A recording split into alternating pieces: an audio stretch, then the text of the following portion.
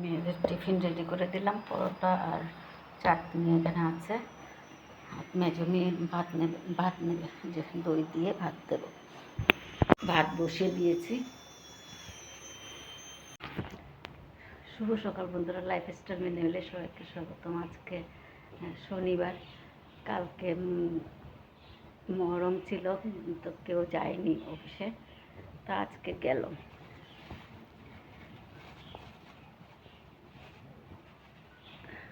আজকে সবাই যাচ্ছে, সবাই বলতে দুই মেয়ে যাচ্ছে আর জামাই যাবে। জামাইয়ের দেরি আছে, আজকে আফটারনুন ডিউটি, তাই খাওয়া দাওয়া করে তারপরে যাবে। টিফিন করে দিলাম মেয়েদেরকে, এখন ওরা রেডি হবে। এক মেয়ে রেডি হয়ে গেছে, আরেক মেয়ে রেডি হবে।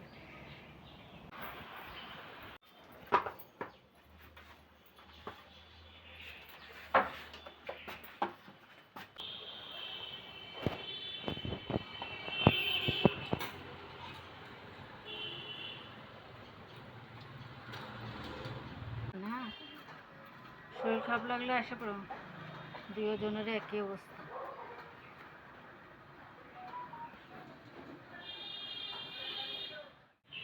মেয়েরা চলে গেল, এখন যাব, কিছুক্ষণ বসবো। মেয়েরা, বড় মেয়ে উঠুক ঘুমের থেকে, তারপর দেখি কি রান্না করি না করি জানি না।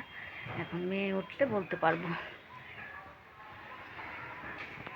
রান্না মোটামুটি শেষের পথে। ঝিঙে আলু দিয়ে পোস্ত করলাম। এদিকে ভাত হয়নি, ভাত করব। এদিকে লেবু কেটে রেখেছি, ভেন্ডি সেদ্ধ করে রাখলাম, ডাল করেছি, আর মেয়ের ফল কেটে রেখেছি।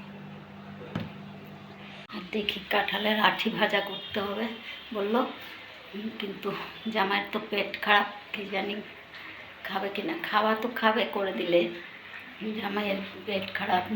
আমার মেয়ে দুই, মেজো মেয়ে ছোটো মেয়ে দুই, ওটার পেট খারাপ। তো দেখিস কী করি। ঝিঙে পোস্তটা হোক, তারপরে কাঁঠালের আঠিগুলো কাটবো বসে বসে।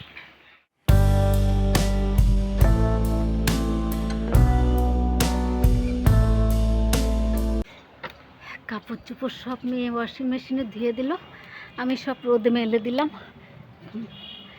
দুই দিকে তারে ভর্তি কাপড় চোপড়।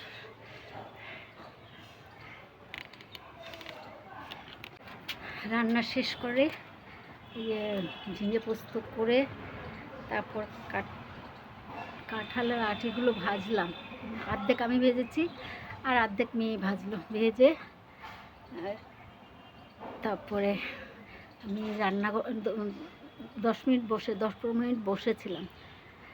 গরম লাগছিল, আজকে প্রচুর গরম, রোদটা একদম খুব কড়া। তারপর গিয়ে রান্নাঘর পরিষ্কার করলাম, করে চান টান করে আসলাম, করে একবারে কাপড় চোপড়গুলো রোদে দিয়ে দিলাম। এখন কিছুক্ষণ বসবো। কটা বাজে? 1:30 বাজে। এখন কিছুক্ষণ ঠাকুর প্রণাম করবো, করে তারপর কিছুক্ষণ বসবো, তারপর ভাত দিয়ে দেবো। জামাই তো যায়নি আজকে, অফিসে যেতে পারেনি, শরীরটা খারাপ, তাই ঘরেই আছে। এখন যাই নিচে। এখন সন্ধ্যা 6টা, সব 6:30 বেজে গেছে। উঠেছি, অনেকক্ষণ হয়েছে। চাটা ধরে চা বলছি। উঠে ভাত খেয়ে কাপ চৌশুকার দিয়ে কিছুক্ষণ বসলাম, তারপরে ভাত খেয়ে শুয়ে পড়েছিলাম। এখন উঠলাম, উঠে কাপড় চোপড়গুলো তুলে নিয়ে যাব। কাপড়গুলো শুকিয়ে গেছে, নিয়ে যাই। তারপরে আবার হাতের ব্যায়াম করতে হবে। হাতটা যে খোপা করতে পারিনি, চুল ব্যথায়, চুলটাও আশ্রয় না, ব্যথার জন্য আশ্রাতে পারি না, আর চুলটাও খোপাও করতে পারি না, ভীষণ কষ্ট হয়ে যায় হাতে। শুলে মনে হয় ব্যথাটা বাড়ে, শুতে পারি না। শুয়েছিলাম ঠিকই, ঘুম সেরকম লাগেনি, এত ব্যথা করছে হাতটা। এত ব্যথা করছিল, ঘুমই ধরছিল না।